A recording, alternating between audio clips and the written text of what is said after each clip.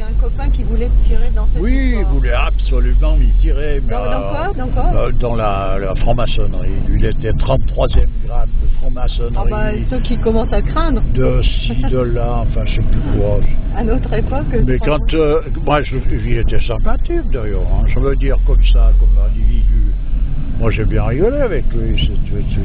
Mais par contre, d'imaginer qu'un personnage comme ça, sa manière d'être, qu'il soit 33e grade de franc-maçonnerie, ça me donnait une image de la franc-maçonnerie qui était loin de ce que je pouvais en connaître. Ah, d'accord. C'est-à-dire que même si un type est sympathique, ça suffit pas pour être vraiment franc-maçon dans le sens traditionnel, ce que ça représente. Il faut une disposition, c'est une vocation. Il faut une disposition particulière pour passer donc par un mouvement initiatique. C'est comme quelqu'un qui se fait moine.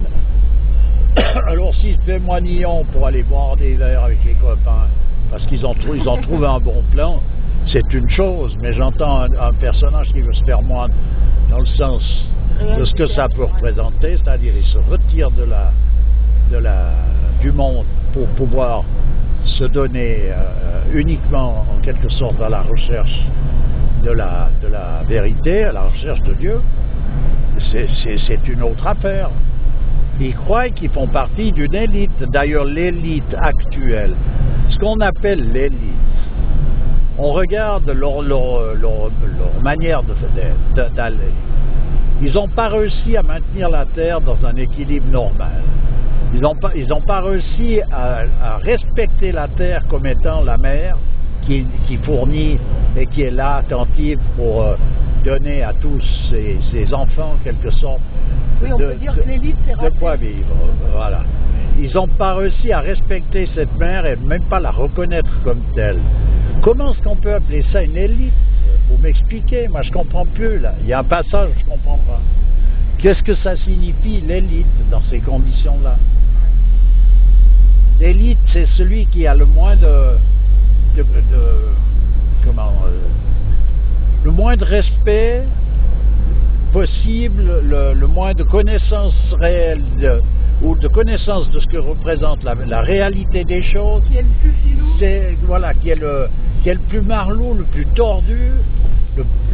C'est ça l'élite.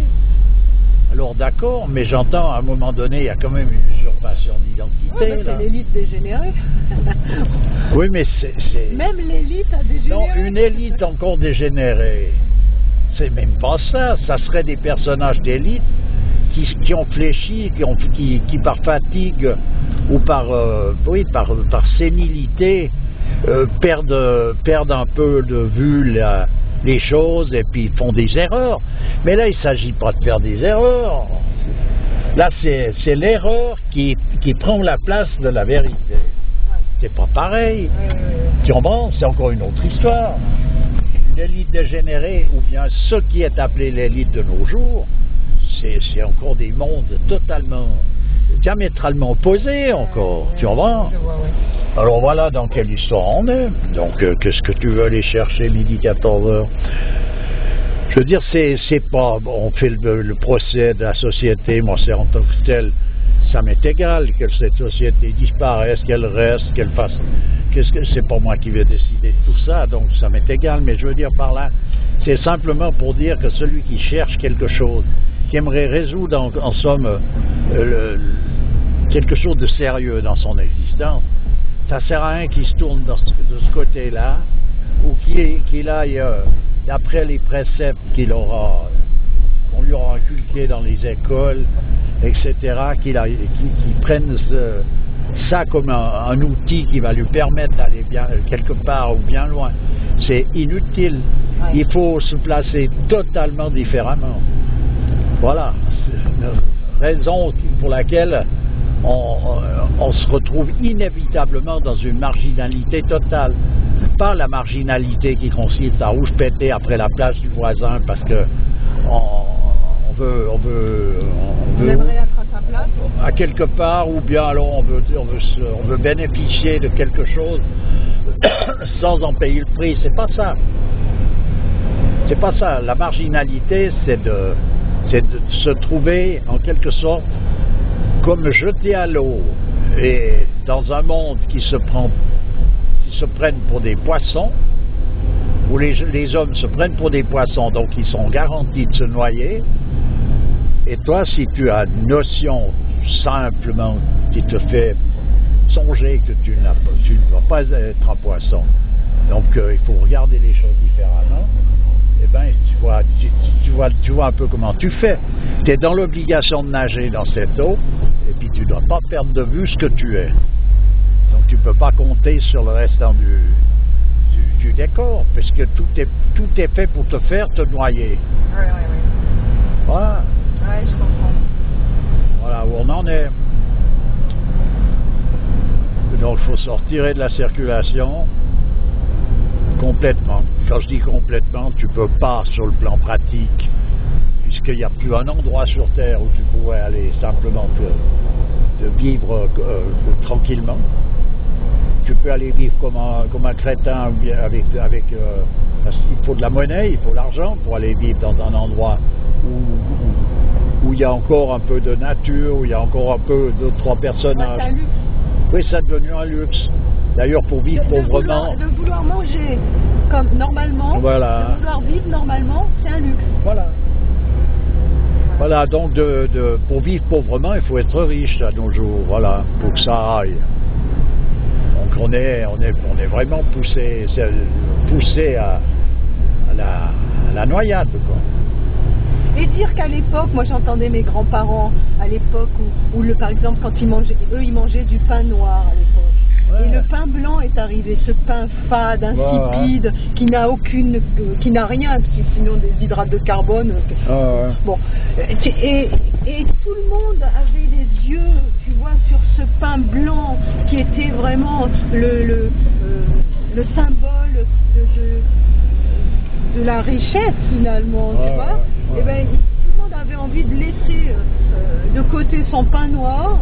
D'ailleurs, c'est amusant de voir que la dégénérescence devient le symbole de la richesse. Ouais, c'est amusant, hein? Exactement. C'est amusant. Donc, tu vois un peu le paradoxe qu'il y a là-dedans. Ouais, tout à fait. C'est ça.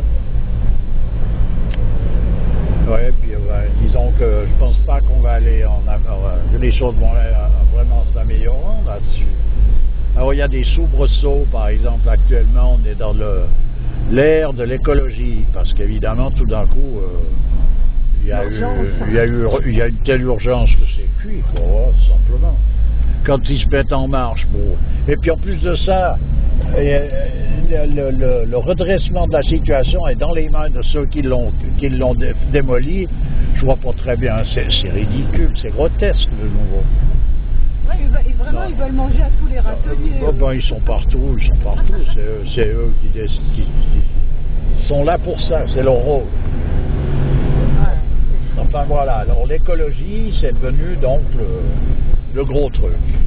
Alors de nouveau l'écologie, avec l'écologie en ce moment il y a toute une variété de requins qui sont en train de se faire faire fortune là autour.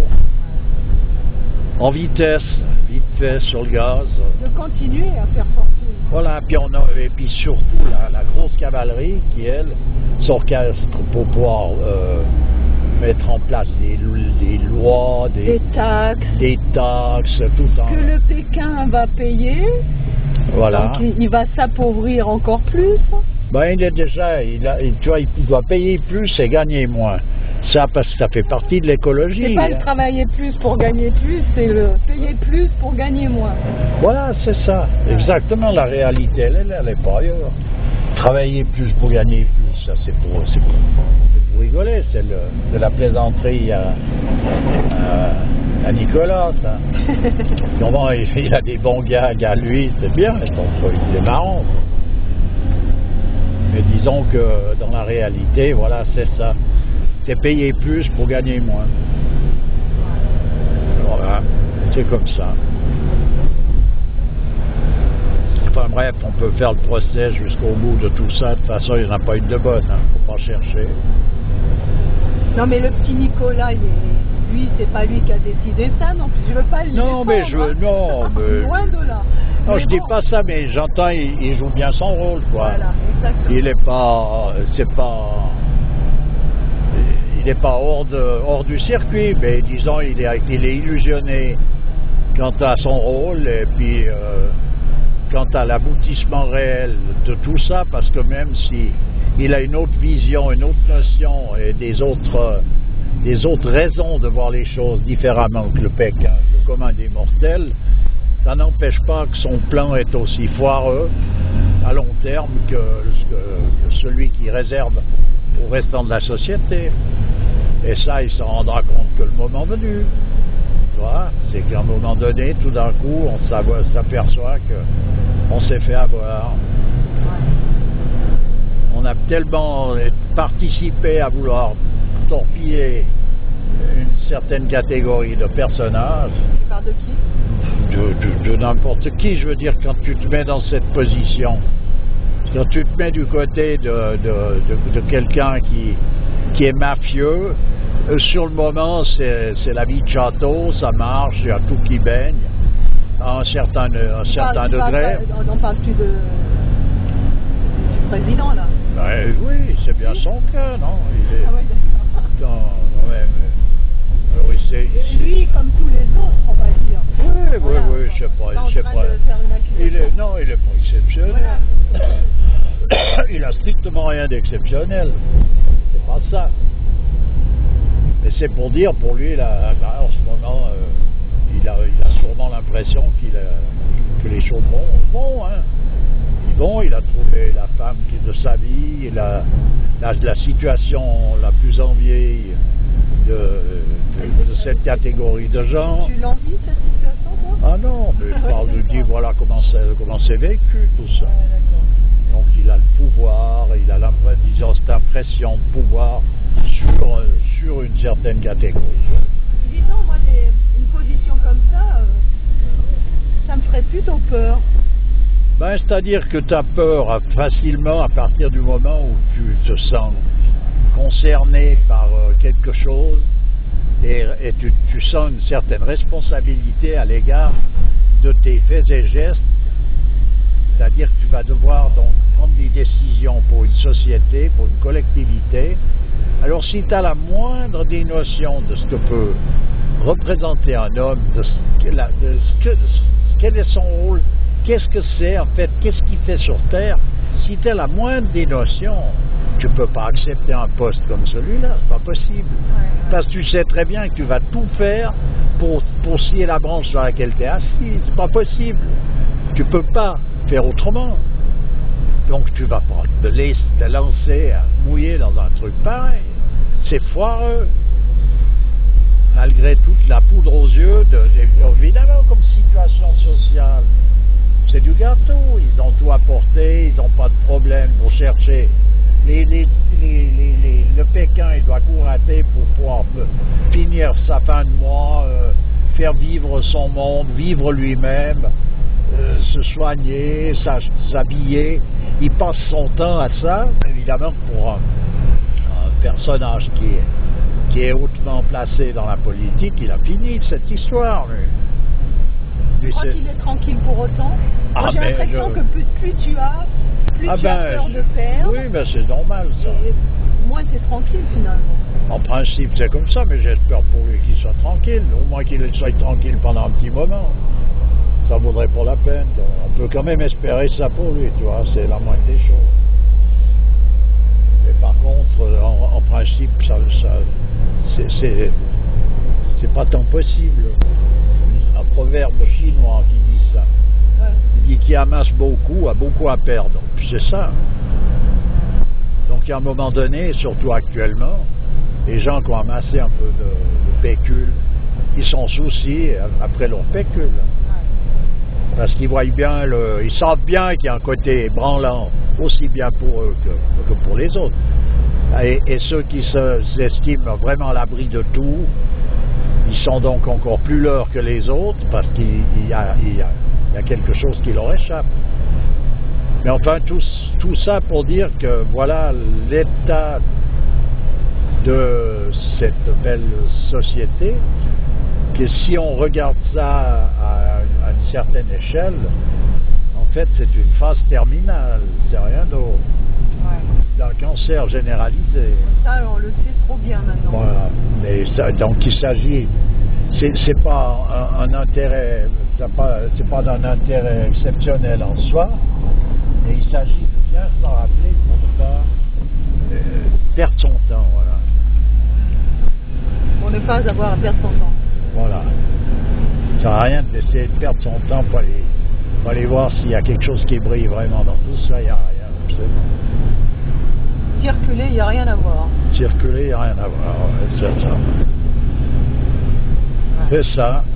On est en train d'essuyer une tempête, et puis il faut l'essuyer jusqu'au bout, puis c'est bon. Ouais. Puis évidemment, il faut faire le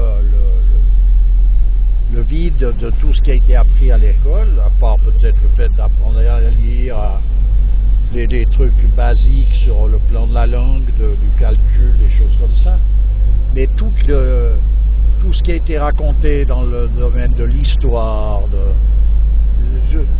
même je dirais sur le plan des sciences présentées comme elles le sont, jusqu'à d'ailleurs aux mathématiques, etc. Il faut tout virer si on veut aller toucher l'origine des choses. Les maths sont caricaturées dans des proportions telles qu'un matheux actuel, il n'a aucune idée de ce que représentent les mathématiques sur le plan traditionnel, qui propose une ouverture et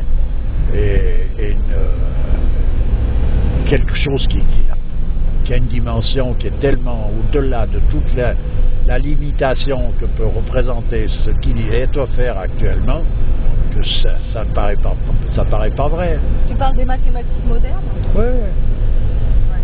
On a gardé le nom parce que c'est une gymnastique avec des chiffres, mais je veux dire autrement, je vois pas pourquoi est-ce qu'on garde ce nom. Apparemment, avec les mathématiques modernes, on explique des lois physiques. Ouais. Hein? Oui, on explique des lois et les explications en question changent tout le temps, changent régulièrement. C'est la remise en question systématique, continue, ce qui veut dire qu'il n'y a rien de stable. Sauf, ce qui est stable, c'est la manière, c'est la perspective avec laquelle on va faire les différentes observations. Là, il y a une stabilité, c'est-à-dire qu'on se met, au contraire, à rebours du bon sens, et comme ça, on y reste.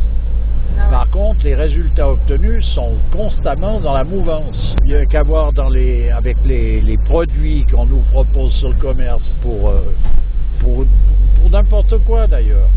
Il s'avère que ce produit miracle devient un produit hyper nocif quelques années après. Etc. Ce qui était le meilleur pour nous devient le pire aussi quelques années après. Ça n'en finit pas, ça. Donc en réalité, c'est un véritable fiasco. C'est un fiasco total. Et c'est vraiment cher payé un semblant de confort où tu as l'eau dans un robinet au lieu d'aller le chercher à ton puits. Et puis tu as une ampoule électrique au lieu d'avoir une bougie. Et puis tu as une télévision au lieu d'avoir des livres ou des gens qui font du théâtre qui font des représentations. Voilà, c'est la réussite. Mais écoute, je te remercie et je te dis à bientôt. À bientôt. Allez, au revoir. Au revoir.